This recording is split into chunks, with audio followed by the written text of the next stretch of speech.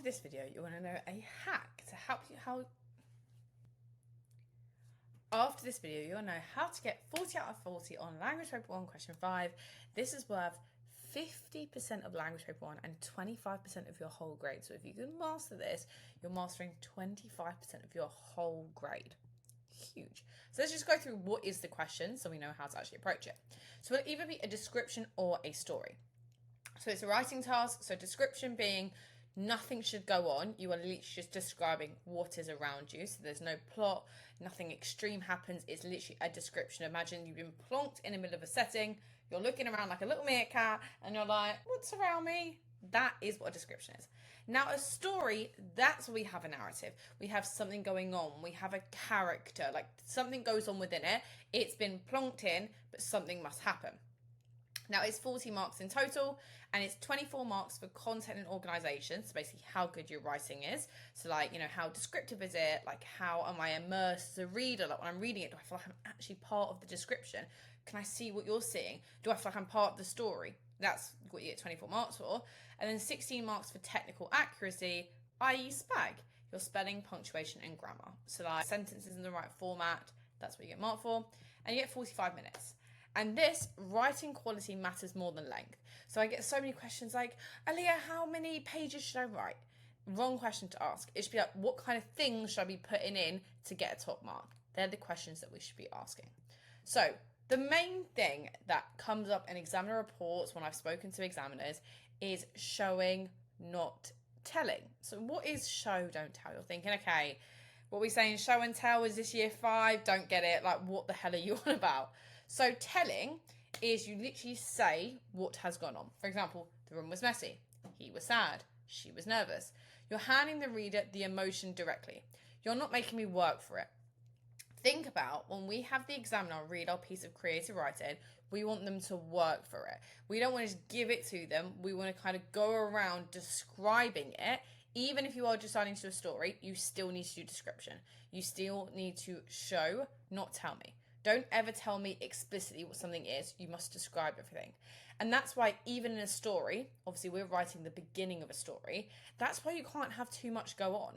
You can't have, that he slayed the dragon and then she went and ran away with his rabbit or whatever you're going to write about. We can't have that much going on because you need to show, not tell everything you say to me, which means you're thinking, oh my gosh, but she can't just pick up a cup. No, I want you to go into detail with it because that is what builds up this vivid description. When I say vivid, it means it's really, really clear.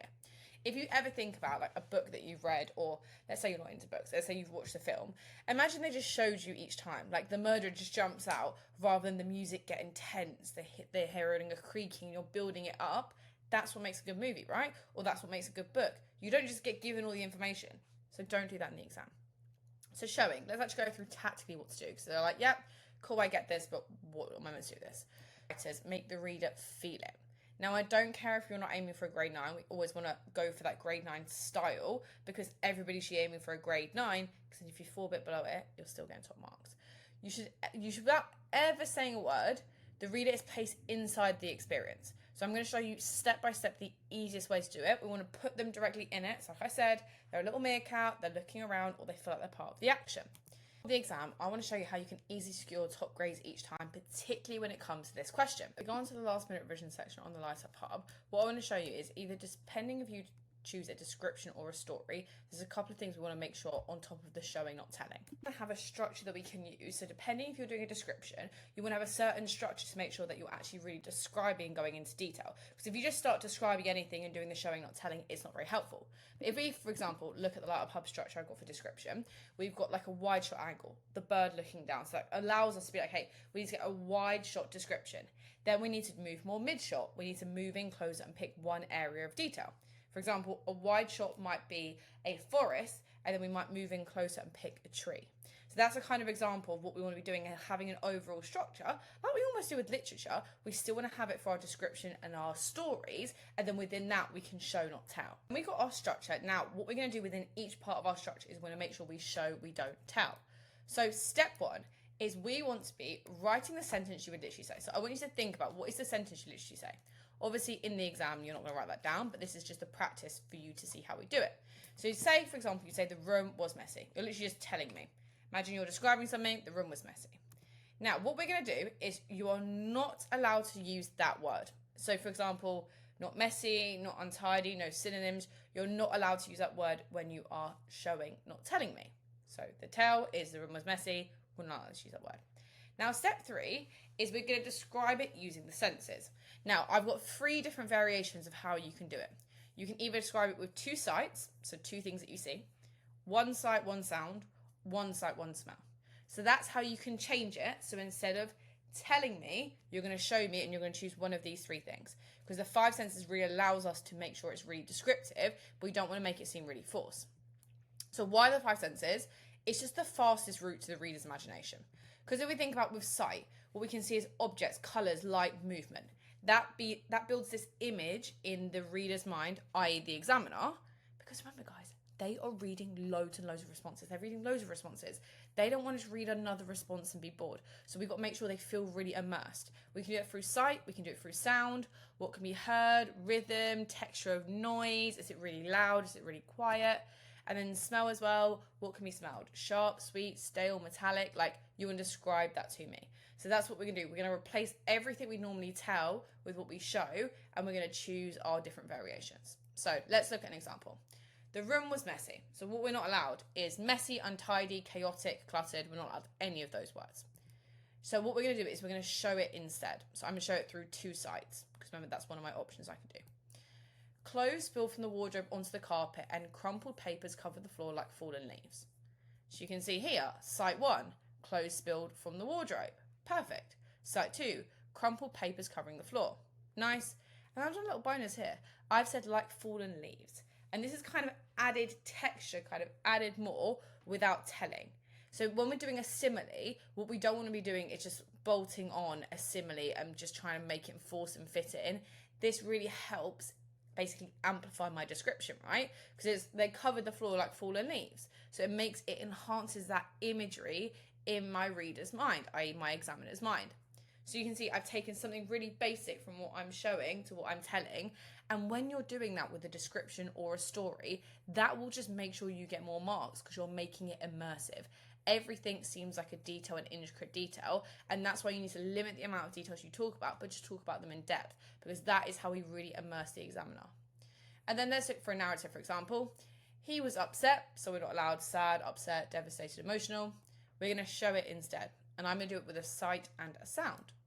Sarah's hands trembled as she waited behind the curtain, her heartbeat pounding louder than the crowd outside.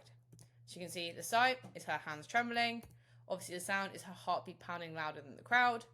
And then you can notice as well, the word sad never appears. The reader feels emotion through the physical experience. I'm not saying she was upset. I'm describing the way that she was upset. So again, you can see that small difference. And I want to hone this in as much as possible because this is what most students struggle with. What I want you to now do is we're going to practice showing and turning these into show, don't tell. So I want you to actually pause and try these. So the street was quiet, and we're not allowed quiet, silent, empty, or still. And again, these are the ones that you can use. She was angry. We're not allowed angry, furious, cross, annoyed. And the food smelled good. That's what we're not allowed. So I want you to pause this. I want you to just write it down so we can see and work through it together. And then I'm going to show you an example on the next slide. So hopefully you have paused that because I'm about to go on to it. So if you haven't, pause it, quickly write it down. It'll take you literally 30 seconds for each one. Okay. So answers. This is an example of what you could have written. As long as, again, you're demonstrating it, you can compare it with my answer. The street was quiet. A crisp packet scattered across the road and a single lamp flickered at the corner, casting long shadows over the empty pavement. So you can see here, I've got a sight and a sound. I've never said quiet. So you can see an example of a crisp packet skittered across the road. So you can see that's my sound, and then my sight about the single lamp and casting these long shadows. I've not just said it flickered in the corner, I've actually described the effect of the flickering light. She was angry. Her jaw tightened and she set her cup down on the table so carefully it made no sound at all. This is a sight and sound. We've never said angry. And again, here we can see her jaw tightened. Think about the physical actions people do when they were angry. Maybe they clench their fists. Maybe they are screwing up their face. Maybe their face goes red. Like thinking about those visual elements. And then we've got the idea of the sound as well. And then the food smelled good. A warmth drifted from the kitchen, thick and sweet, curling under the door before she had even reached the handle. Then we got smell and sight. We never say good. So you can see here, there are different examples of what you could do. We just want to make sure that we're never saying exactly what it is. We're making sure we describe it. And if we put that within our structure, and each time, depending on your description or if you're doing a story, then you can fit that into your structure. And the good thing as well about creative writing, guys, is you can pre-write it out. I highly recommend you to pre-write out your creative writing and then just adapt it. Now, depending if your teachers taught you how to do it, amazing. If not, if you are a Light Up Hub student, you can go on the last minute revision video I just showed you and it shows you how to pre-adapt it. But for 25% of your whole paper, you can pre-write it. Sounds like a no-brainer to me. Sounds like an absolute no-brainer. Now, let's quickly go through the 3 most common mistakes on question 5. What do people get wrong? Because if you know what people get wrong, then you can avoid doing that. So they're telling, not showing. Duh, we went through that. Entire response is written as he was scared, it was dark, she felt alone. This is level 1 to 2 writing. Obviously, you know now how to do it. We're going to either use 2 sights, a sight and a smell, a sight and a sound. Overloading techniques. Now, this is another one because obviously we do want to use techniques, but when they're forced in, it actually detracts from how immersive your writing is. So packing similes, metaphors, and personification to every line read as forced, which is like this unnatural, quite mechanical. Show, don't tell works best when it feels invisible.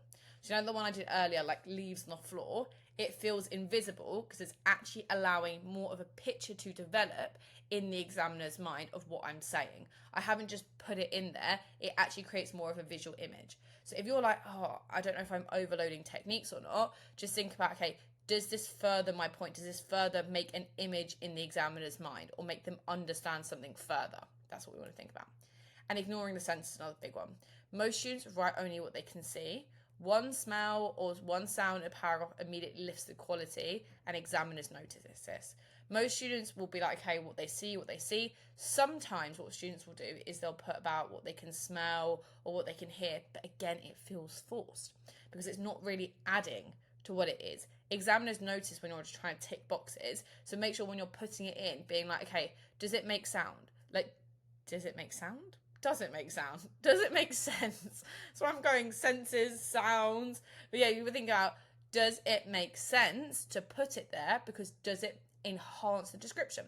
Like I did earlier about the crisp packets like flittering on the empty street. That enhances how empty it is, the fact that you could hear a crisp packet. So again, it's just thinking about, what does that imply? Almost think about if you were going to analyse your own writing, like say, for example, that your own writing was an extract you were analysing in the language paper, what would you be like, oh, that suggests, that the road is quiet. That is what you want to be doing in your own writing. And then vocabulary signals a grade 9. So again, there's not like a word that will give you a grade 9. Obviously, we know that you can't just put in a word and get a grade 9, but we do want to definitely be upgrading our vocabulary to signal that we have this more advanced and ambitious vocab. So strong verb choices are the fastest upgrade to any sentence because you're going to be using a lot of verbs. So verbs are doing words. So it's good to have a variety. So we've got skittered, which is moved in a quick, light, irregular way. So I mentioned that with the crisp packet earlier. We got pulled, which is gathered slowly in one place. So that could be really nice that if you were saying like maybe the leaves or nature kind of pulled. Flickered, moved unsteadily like a light or flame. Good for light. Good for the moon, good for the sun. Spilled, obviously overflowing beyond its natural boundary. Is maybe that sound is spilling, maybe noise is spilling. You can kind of say it's like spilling or it's overflowing like a cup. Again, a nice analogy you could use. Settled, came to rest very quietly. If something's settled, we've got more of a quiet, calm atmosphere. We got trembled, obviously shook with small, rapid movements. Really good for that showing, not telling if somebody's fearful.